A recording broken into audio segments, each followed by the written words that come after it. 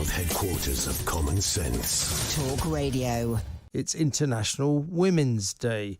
Who better to talk to about that than Spectator writer and founder of Standing for Women, Kellie-Jay Keen.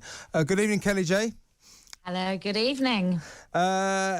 Much plaudits from the great and the good all over the country, but all over the world, but particularly here about how wonderful women are. International Women's Day. Aren't they brilliant? Aren't they brilliant?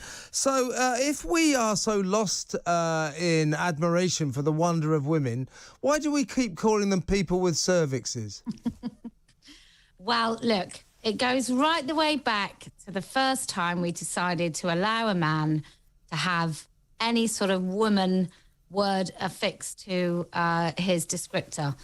Once you do that, Kevin, I'm afraid all bets are off. It no longer belongs to women. The word woman no longer belongs to women, and therefore we have to have other words to describe women.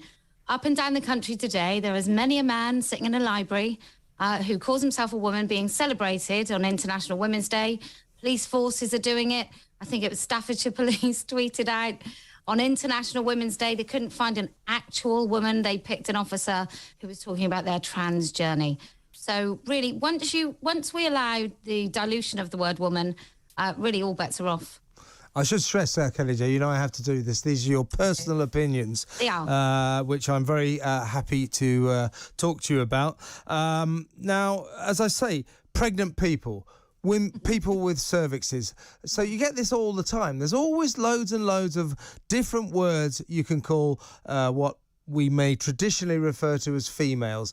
You never hear men referred to as people with testicles. That's sexist, isn't it? Well, yeah, but that's the only way this whole thing can exist.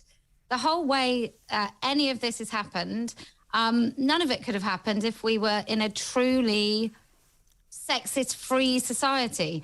So the fact that it is happening to women, the fact that so many women are even joining in, which I find mind-boggling, but the fact it is happening to women is because the foundation upon which all of this is built is deeply misogynist. Well, I tend to, I certainly feel it's sexist. It certainly doesn't seem to be fair. I told you earlier today about a story I came across last week, told to me by doctors. We ran the story on Talk Radio, that traditionally doctors and medics in hospitals who were about to administer x-rays to patients were required to ask every woman from the age of 15 to 50, are you pregnant? Now, that is sensible because an X-ray could cause harm to an unborn child. That directive has been changed to they have to ask every single patient between the age of 15 and 50, are you pregnant? In case it's a trans man. So some doctors have complained, some medics have complained, saying they feel ridiculous asking sort of burly 40-year-old builders with tattoos and beards, are you expecting a baby? But that's the kind of madness we're talking about, isn't it?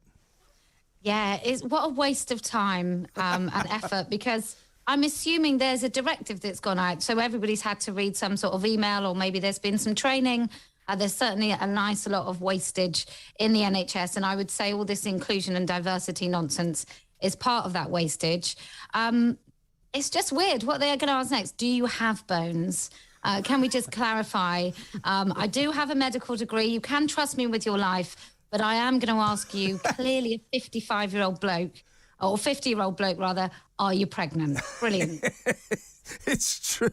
That's a really good point. I mean, it is absurd, but this culture, the culture we're talking about, as I'm sitting on my unbiased pedestal here as a completely impartial radio presenter.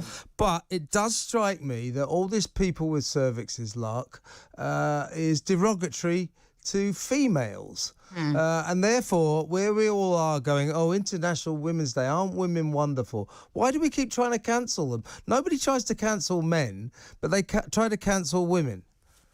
It's become, look, the word woman, as we sometimes dance around, and you're always incredibly professional, but as we sometimes dance around this word woman, that's what my whole campaign, that's what Standing for Women is all about. It's all about the word woman and the importance of the word woman. And that's why it's become almost an impolite thing to say, to call women. I mean, it's fine to call men women. That's a perfectly reasonable, rational and polite thing, apparently, in 2022 to do. But if a woman insists on being called a woman, she's a transphobic bigot. That's true. It's a good point as well. Let's talk about the Scottish Gender Recognition Reform Bill. That's been around since 2004, but they want to reform it to make it easier for people to trans. Now, I think you agree with me. I mean, if anybody wants to transition, that's great. I mean, please do. But I do think that the authorities should be careful about who gets to do it, particularly in terms of their age. So the reformed gender recognition bill, I think, would allow people as young as 16 to transition, and they wouldn't need to go through psychiatric tests or medical reports or anything like that. Basically, you can just say it. Now, in the past, you also had to live for 2 years in the gender that you want to be. I'm never quite sure what that means. I assume it just means you wear women's clothes if you want to be a woman, or bloke's clothes if you want to be a man, for 2 years. Now, that's going to be reduced to 6 months. I think that's probably neither here nor there. But not requiring psychiatric reports or medical reports and just allowing some 16-year-old kid to say, I want to transition, that strikes me as slightly problematical. Well, let me just be really clear what my position on the GRA and actual gender recognition. I don't think we really even know what gender means. I don't think there's any legal definition. B, I don't think transition is actually something that needs to be recognised by the state, because then it imposes certain restrictions or limitations on the freedom of women to organise as a single-sex grouping. So I really, really don't like the idea of the state getting involved at all. However, what's really concerning is if a 16-year-old can self-identify, can a 16-year-old then claim discrimination against the NHS if they don't remove healthy breasts?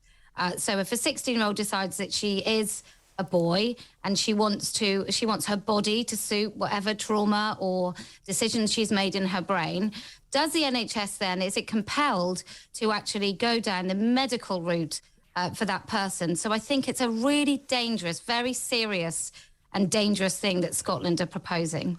The Social Justice Secretary up there, Shona Robison, she said that this is what she was referring to as the problem, which I assume does happen sometimes, of predatory men, sort of saying, I now identify as a woman, and therefore they're allowed to go into female changing rooms, female spaces, and potentially commit sexual crimes, or at the very least a little bit of kind of gawping. Miss Robison told the Scottish Parliament that there was no evidence that predatory and abusive men ever had to pretend to be anything else to carry out abusive and predatory behaviour. That's not really the point, is it?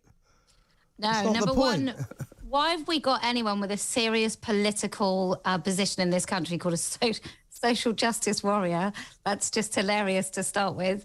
And number two, we know that predatory men, it's not even about, for me, it's not about trans, it's not about anything. It's about predatory men. That's what this is all about. This is about male behaviour and men.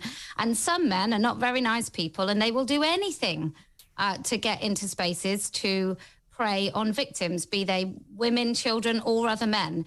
If we are going to pretend that those people will not take any opportunity whatsoever to get to their victims, then I think we might as well just make everywhere unisex and be done with any protections whatsoever for any women or children.